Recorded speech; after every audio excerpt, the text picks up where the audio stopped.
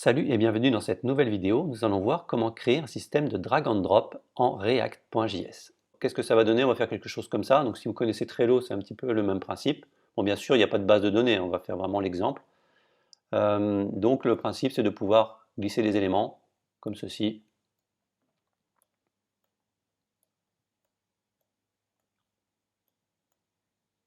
Et de faire un système de tâches en cours, tâches terminées, etc., etc. Donc on va commencer. Nous allons donc utiliser la librairie React Beautiful DND. Donc vous allez voir, c'est assez, bon, ça a l'air un peu complexe, mais au final, ça ne l'est pas. Donc dans un premier temps, on va prendre notre terminal, comme d'habitude. Hop, je vais mettre dans CD, app, dev, React. On va faire un npx create React app, et on va le nommer dnb YouTube. On va maintenant se rendre dans le dossier, dnb yt, hop. On va installer la librairie React Beautiful DND. Donc on va regarder installation. Et on va prendre ça.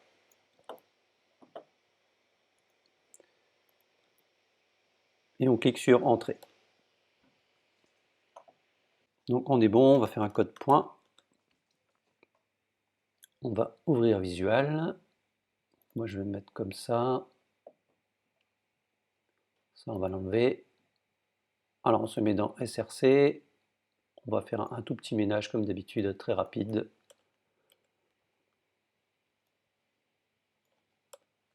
On va avoir besoin d'un composant qu'on va appeler task.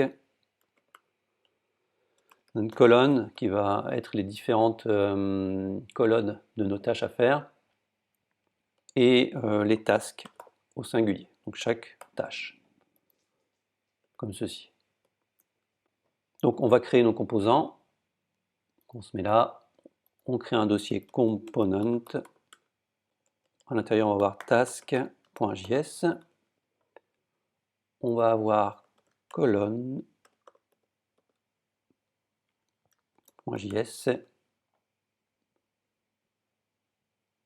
et task au singulier.js.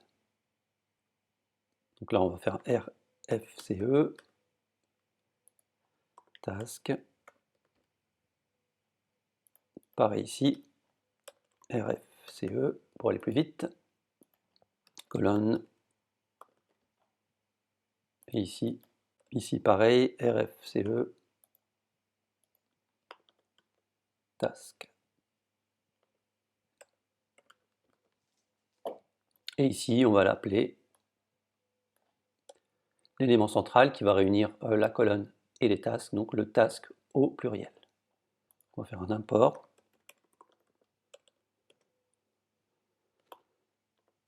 Task from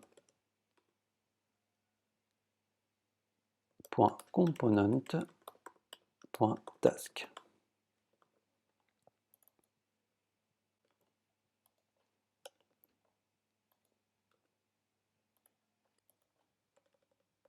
Donc, comme cela. Donc on va lancer notre terminal npm start.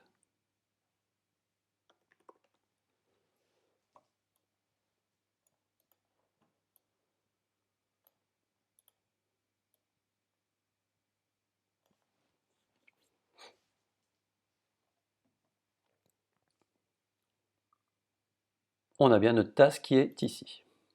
Donc je vais avoir besoin de données, je ne vais pas m'embêter à créer une base de données parce que ça va être trop long, ou de le mettre en local storage, ça aurait pu être intéressant également. Mais là vraiment le but c'est de vous apprendre à faire ce système de drag and drop. Après il est facilement transposable avec tout ce qui est base de données, etc. Donc moi je vais créer un dossier que je vais appeler config, et je vais mettre de la data. Un dossier data.js. À l'intérieur, je vais mettre un truc que j'ai déjà créé, je vais vous l'expliquer. Donc je copie-colle tout ça. En gros, je vais créer une variable qui va s'appeler initial data, avec toutes mes données à l'intérieur, et je vais exporter. Donc là, il y aura une liste des tâches à faire, et ici, les colonnes qu'il y aura.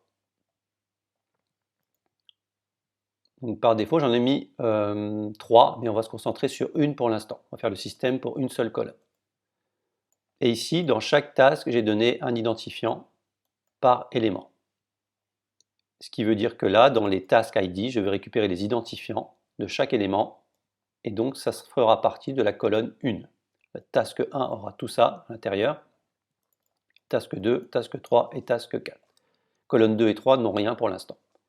Et pour mieux organiser nos futures colonnes, je vais mettre un ordre. Donc je vais créer une variable qui va s'appeler colonne order, et dans l'ordre, ça va être colonne 1, colonne 2, colonne 3. Donc pour l'instant, on ne va pas s'embêter, on va créer qu'une seule colonne. Donc maintenant, tout va se passer dans le task au pluriel. Donc dans task ici, les data, je vais les mettre là. Logo, j'ai pas besoin. Alors j'ai perdu mon style CSS. Ça, j'ai plus besoin de tout ça.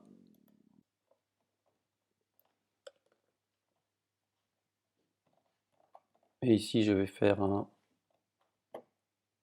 petit reset vraiment basique. Box, sizing, border box. Ici, je vais rester comme ça. Je vais juste faire un max width de 1200 pixels avec un margin 0 auto. Donc je vais dans mon task ici, je vais avoir besoin de faire un import de mon initial data from. Donc je vais chercher mon fichier config et ensuite le initial data. Non, j'ai appelé data, pardon. Data. Donc je vais aussi également avoir besoin du useState, forcément, pour gérer mes données.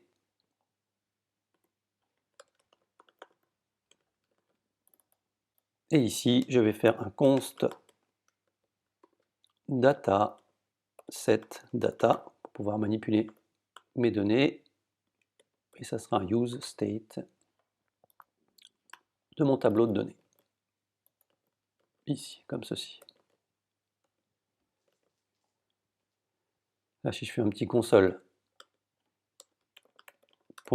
de initial data, ou de data tout simplement,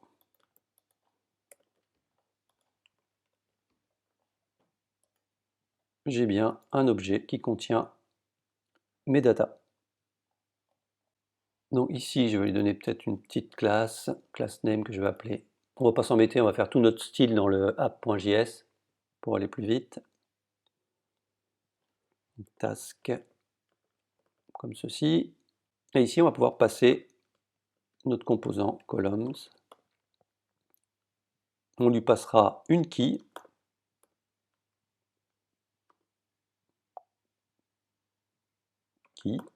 Et on va lui passer ensuite le colonne.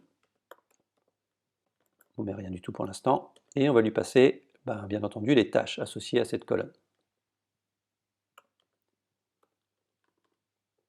Les tasks. Et on ferme.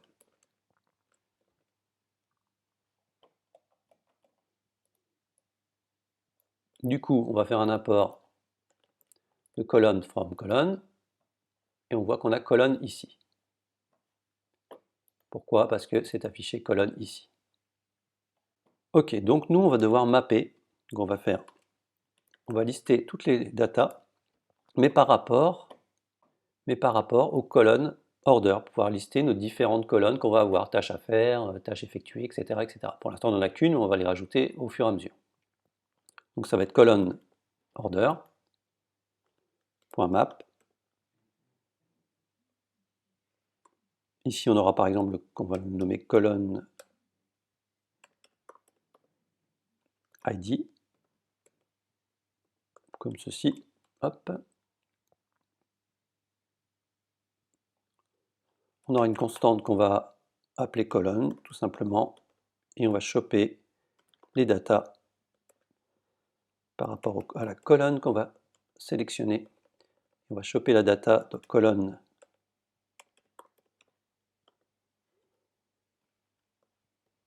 et récupérer l'identifiant de la colonne. Comme ça va être plus simple de boucler après. Donc qu'est-ce qu'on va chercher dans notre task ici, data. Donc on loupe, on va chercher là-dessus, et ensuite on va rechercher l'identifiant qu'il y a dans colonne, qui est associé à cet identifiant-là. Et quand il y en aura plusieurs, on pourra lister celui-là et celui-là. Et on pourra boucler sur les éléments. Ensuite, on va avoir besoin d'une constante qu'on va appeler task, qui va recueillir columns, la colonne en cours, les identifiants des tâches, donc c'est task IDs, donc task comme ça, task ID, et on fait un map, donc on va lister tout ce qu'il y a à ce niveau-là, et ensuite on va pouvoir récupérer les informations de chaque élément. Ici, on va l'appeler task ID, et on va chercher les datas dans task avec l'identifiant task ID. Et qu'est-ce qu'on va faire maintenant? On va prendre ça et on va mettre nos données, les props qu'on va passer au composant enfant. Donc là, ça sera un return. On va retourner ça. Au niveau des keys, ça va être colonne. Ça va être colonne .id. Donc ici, colonne .id, on est dans colonne et c'est l'identifiant de la colonne. Ensuite, on va avoir ici tout simplement la colonne. Et ici, on va voir les tasks qui sont là. Du coup, au niveau de notre colonne ici, on va récupérer les informations. Donc on va récupérer la colonne et les tasks. Ici, on peut faire un console log, console.log des colonnes.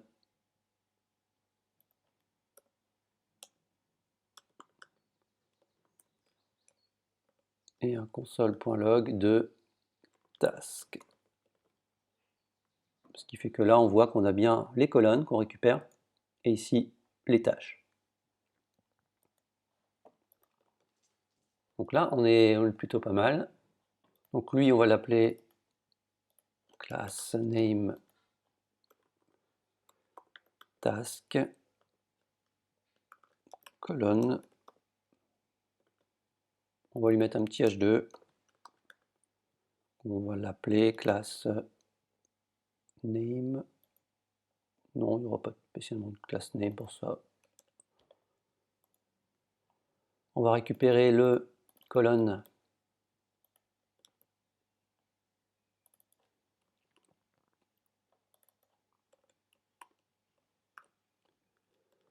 colonne.title, tâche à faire.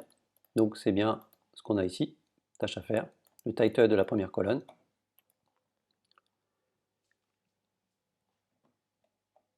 Et ensuite, on va refaire un map pour boucler sur les tâches. Donc ça va être task, task.map.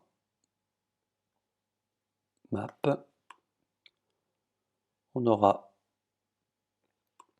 le task et un index.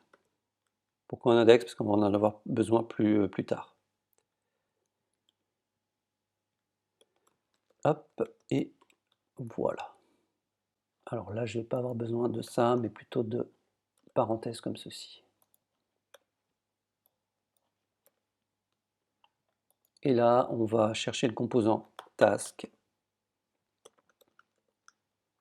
Et il faut bien entendu l'importer. On importe le task ici. Alors une petite boulette, task, non, normalement c'est bon, voilà. Et la même chose, on va devoir lui passer une key. qu'on va appeler task ID, parce qu'à chaque fois qu'on fait une méthode map, il va falloir à chaque fois passer une key, donc c'est pour ça qu'on fait ça. Voilà, et on va devoir lui passer la tâche en cours, donc task est égal à task, et après l'index, pour tout à l'heure. Index. Et au niveau de notre task ici, on va récupérer quelle valeur? On va récupérer le task qui est passé en props et le index. Ici, on va l'appeler class name task item. Et ici, on va tout simplement prendre le task et le content. Et hop, on voit qu'on a nos éléments. Pourquoi le content? Parce que c'est comme ça qu'il est défini ici. Donc on rappelle le fonctionnement, on liste sur le numéro de colonne, on va chercher l'identifiant de la colonne en cours. Ensuite, on lui fait passer dans la colonne les tâches à faire. On récupère dans la colonne chaque tâche, on boucle et on passe les éléments au dernier enfant, qui est task.js. On n'a toujours pas notre système de drag and drop, mais pour l'instant, on liste les données. Alors, on va mettre en forme tout ça. Moi, je vais prendre directement ce que j'ai fait au préalable, parce que sinon, ça va être trop long de vous l'expliquer.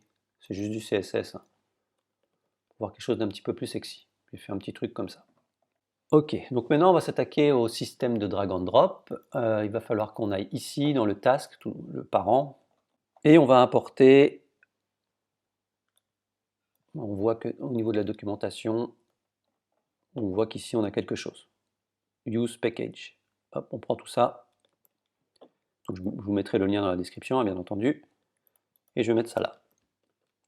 Donc le drop context, ça va être vraiment le contexte de notre librairie. Il va falloir englober tout ça avec cet élément-là. Donc, nous, on va le prendre et on va le mettre par exemple ici.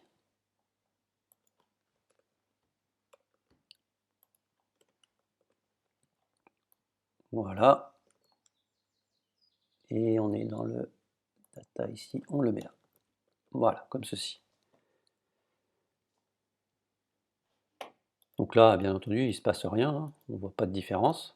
Donc on commence à initialiser notre système. Et il va prendre quoi en paramètre? Il va prendre ce qu'on appelle le onDrag. Le onDrag end. Et on va lui mettre une fonction qu'on va appeler onDrag end également. Et on va la créer. Donc on va se mettre là, const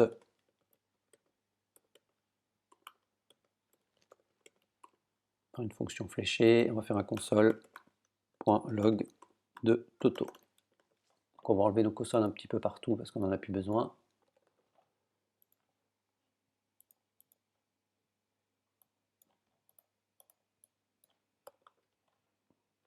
Donc on a notre élément là, mais pour l'instant on n'a rien qui est dragable, on va dire. Donc il va falloir aller au niveau de notre colonne ici, et le colonne on va lui mettre ce qu'on appelle le droppable. Moi je prends déjà ce que j'ai. Donc c'est fourni dans la documentation. Et le droppable, ça va être le même principe. Ici, on va englober le tout juste après le titre du droppable. Donc ça va être la zone qui va être, on va pouvoir dropper nos éléments.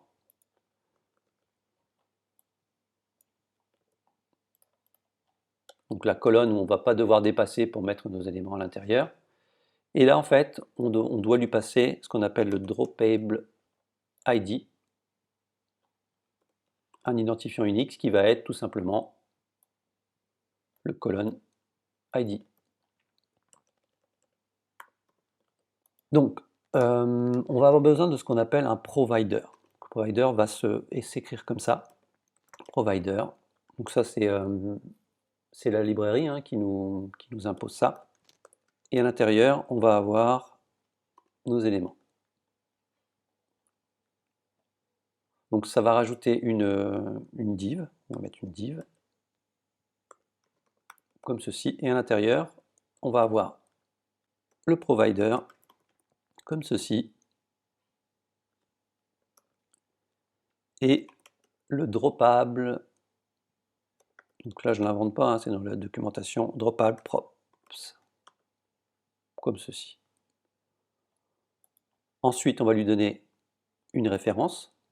Alors, vous allez voir innerref, mais ça ne va pas fonctionner si vous n'avez pas certains packages. Donc du coup, je préfère utiliser le ref plutôt que le innerref. Au moins, vous êtes sûr que ça fonctionne. Le ref provider. Et là, le innerref est disponible. Inner. Parce qu'il est au niveau du provider et de la librairie. Et on va lui mettre une petite classe. Class name qu'on va appeler task list. Et on ferme la div. Donc là, j'ai fermé ma div. Le provider, il faut que je le mette. Alors, je ne sais pas pourquoi je l'ai mis là. Alors, je ne sais pas pourquoi je l'ai mis là, mais il doit être ici, dans le droppable. Et ça finit juste à la fin ici, comme ceci.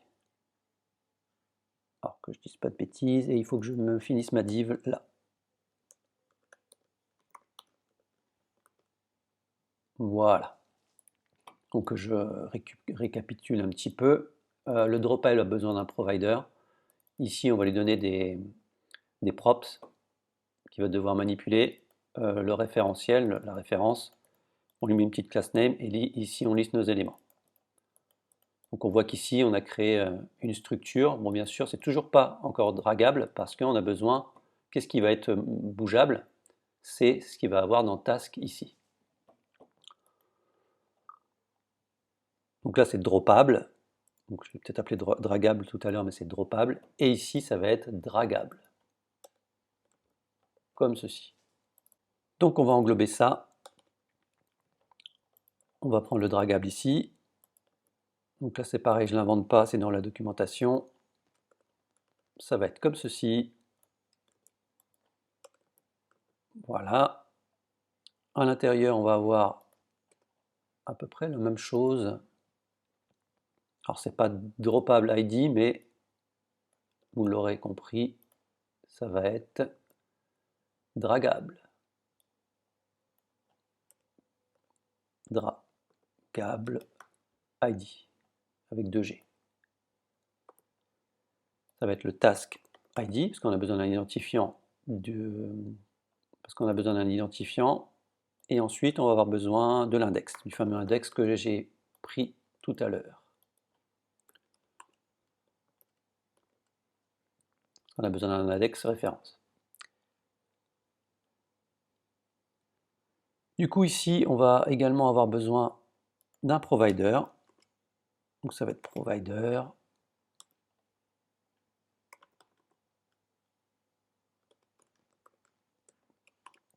À l'intérieur, alors à chaque fois je fais ça, mais c'est comme ça. On aura toujours le spread, ça va être un provider .dragable props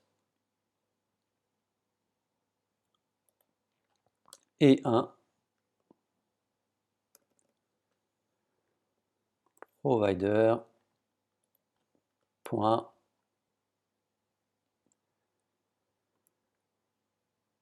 dragable, alors on me le propose pas, on me l'a proposé tout à l'heure il me semble, mais bon, dragable, c'est pas props mais c'est handle,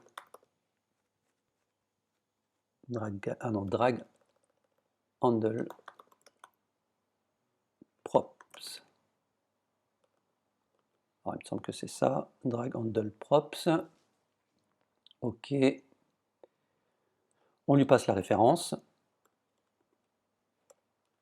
Donc ça va être provider .inner ref, comme ceci, et une petite classe qu'on va appeler task. Bah non, le task item, il est là. D'ailleurs, j'ai oublié de mettre ma div, qui sera là, et qui se fermera après la fermeture du provider, qui se fermera ici. Donc le class name, ça se ferme ici.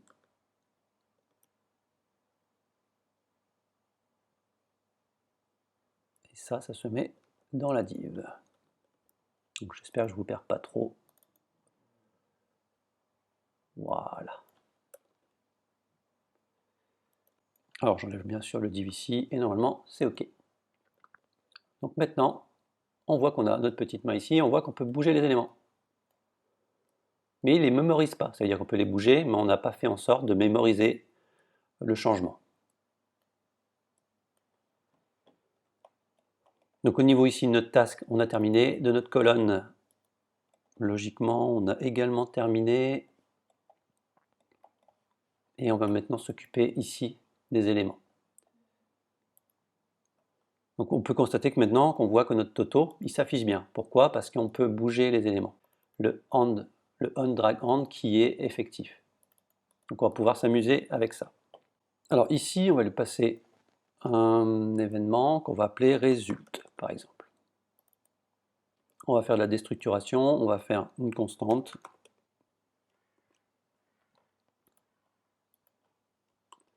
Je vais avoir besoin de la destination, de la source et du dragable ID qui sera égal au result. Donc on va faire un console log de tout ça, destination,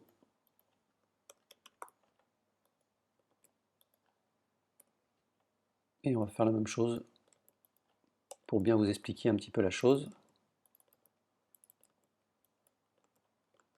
Voilà. Donc j'actualise tout ça, et je vais bouger mon élément, le premier. Hop, je le lâche. On voit que le droppable ID, c'est la colonne 1, et c'est l'index 1, et c'est l'index 1.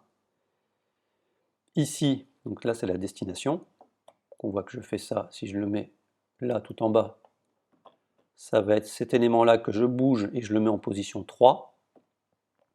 Ici, je vais choper la source. Donc la source, c'est le départ. Donc en fait, c'est là, il départ de 1, de 0, et il va en 3. Enfin en 2 là en l'occurrence, parce que ça part de 0. Et là, c'est quel élément on bouge? Bah, c'est la tâche numéro 1. Donc c'est le droppable ID qui est ici. Donc qu'est-ce qu'on va vérifier dans un premier temps? On va se demander if destination, on check si la position n'est pas en dehors du cadre, hein, parce qu'on ne veut pas pouvoir bouger en dehors de la colonne. On fait un return, donc on arrête l'exécution du reste, on stoppe là en gros, et on ne fait rien du tout. Ah, alors là par contre, il faut que je fasse attention, clac, je suis dans ma fonction, voilà. Donc là, je fais ça, on voit que les éléments sont là. Si je bouge, on voit que c'est marqué nul, parce que je sors de ma colonne. Donc là, je m'arrête. Si par exemple je fais ça ici, mes console log ici, hop. Je suis toujours parti de ma fonction, que je fasse attention avec ça, clac. Donc là, je bouge, donc là c'est bon, il va m'afficher les informations, et si je sors du cadre, hop, il ne m'affiche rien, parce qu'en fait il s'arrête là, et il ne continue pas la suite. Donc là, c'est vraiment pour ne pas sortir de cette colonne. Donc si c'est OK, bah, je passe à l'étape 2. Qu'est-ce que je vais faire? Je vais faire si destination point droppable ID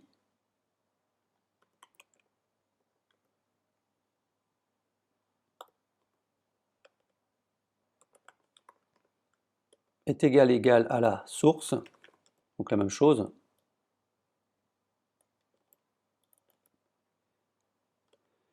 Et que destination index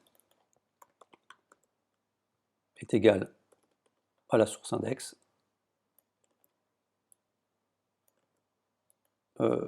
Clac, clac, source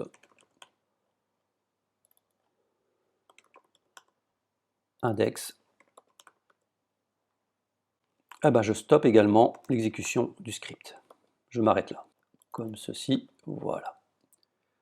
Donc en gros, si je boot cet élément-là et que je le remets à la même position, ça ne sert à rien de continuer à faire quelque chose. Donc en gros, pour tester, je vais me mettre là. Ici, ben, je le bouge. Hop, ok, j'ai bien mes éléments qui s'affichent. Si celui-là, je le bouge, mais qu'au final, je le remets au même endroit, ça ne sert à rien de faire le script. Donc on voit qu'on n'a rien qui s'affiche. Donc maintenant, on continue. Une fois que maintenant que nos conditions sont faites, on va pouvoir s'attaquer au dur. Là, on va faire si on bouge les éléments. Donc ici, on va faire un constante de colons est égal à data.colons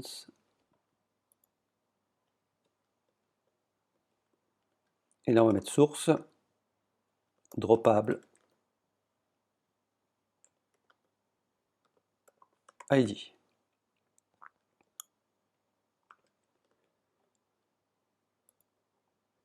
On va faire un petit console log de colons. Donc là je vais bouger un élément, on voit qu'on est bien dans cette colonne. Donc on a sélectionné la colonne qui est ici. Pour l'instant on n'en a qu'une. Donc qu'est-ce qu'on va faire? On chope les identifiants, les ID des tâches actuelles.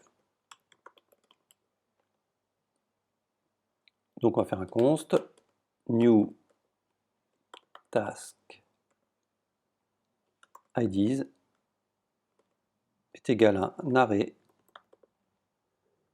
.from de colonne.task ID.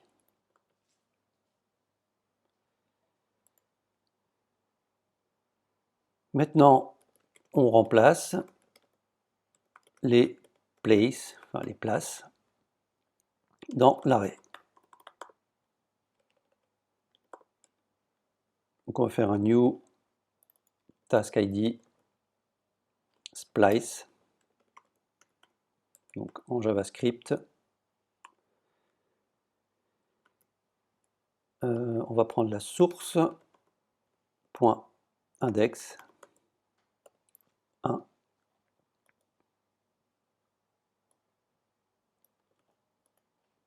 On va faire à peu près la même chose pour le destination index 0 et on prend le dragable ID. Ensuite, on crée une copie de la colonne de tâches modifiée. Donc on va faire un const new columns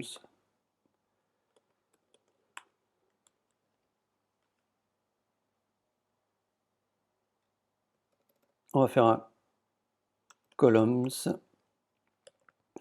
donc le tableau, et on va remplacer les tasks IDs avec le nouveau placement qui est là.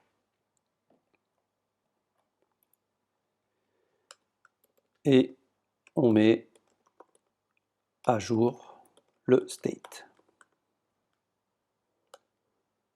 Const new state est égal à la data columns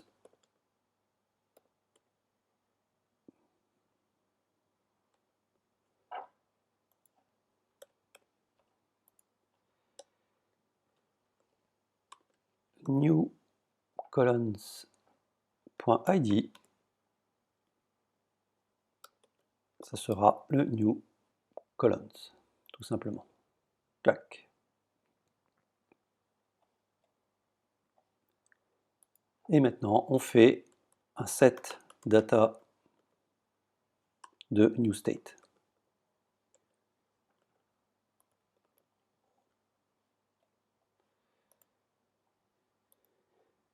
Et on bloque la suite de l'exécution. Ce qui fait que maintenant, si on bouge l'élément, alors on voit qu'on a un petit souci. Ah oui, alors là j'ai fait une petite boulette, hop, c'est comme ceci, colons, et là, il faut que je fasse comme ça. Et la data qui est là, il faut que je la remette ici. Et cette fois-ci, j'ai le columns au pluriel. Donc je vérifie, new state, on va choper les données, on prend les colonnes, on met à jour les données. Donc là on peut constater que lorsque je bouge, on voit que c'est bien mémorisé, on garde la place. Bon, maintenant on va s'amuser à rajouter d'autres colonnes. Donc on va aller dans notre data ici, et on va lui rajouter ici colonne 2 et colonne 3. Donc, vu que notre code il est bien fait, on actualise ici et on voit qu'on a maintenant 3 zones. Mais si je clique ici, ça ne va pas fonctionner. Pourquoi? Parce qu'en fait je lui ai dit la destination ne doit pas sortir de cette colonne-là. Donc pour faire ce genre de choses, il va falloir faire un petit truc supplémentaire ici. Alors on arrive ici, on est bon. Donc on va déjà regarder si le start, on va vérifier que la colonne, donc le départ de la colonne, et que l'arrivée au niveau de la destination de la colonne est le même ou pas. Pour ce faire, on va créer une constante qu'on va appeler start, qui sera les data columns, et la source sera le droppable ID.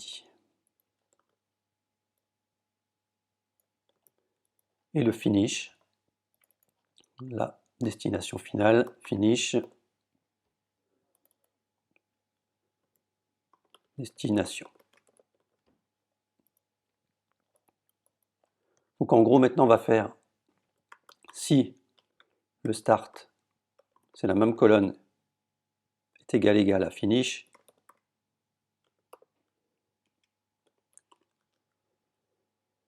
alors on est dans la même colonne. Donc on va faire tout ça. Jusque là. Et on arrête l'exécution. Donc là, si on va là, il ne se passe rien. Donc là, ça fonctionne toujours, on est OK. Et sinon, donc là, on est dans notre condition. Donc on bloque, sinon on fait le fonctionnement sur plusieurs colonnes. Donc là,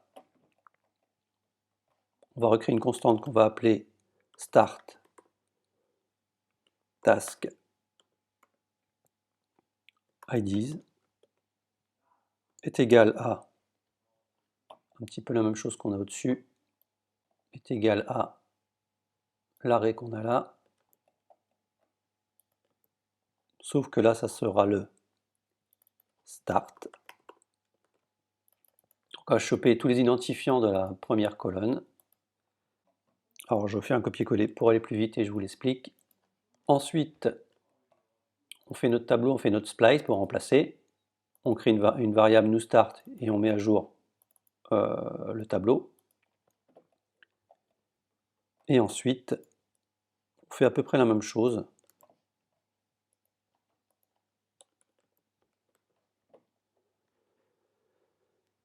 Ici, on fait la même chose, mais pour l'élément de destination, la colonne de destination.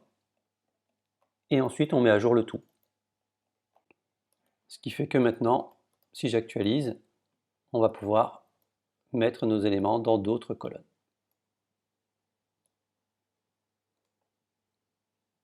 Donc je regarde un petit peu sur desktop, ça donne ça, et on va pouvoir modifier les valeurs. Bon, bien sûr, l'idéal, pour aller plus loin, vous pouvez utiliser une base de données et mémoriser tout ça, ou utiliser le local storage pour pouvoir mémoriser pour l'internaute. Voilà, j'espère que cette vidéo vous a plu. N'oubliez pas de mettre un petit pouce bleu et de vous abonner à la chaîne. À bientôt.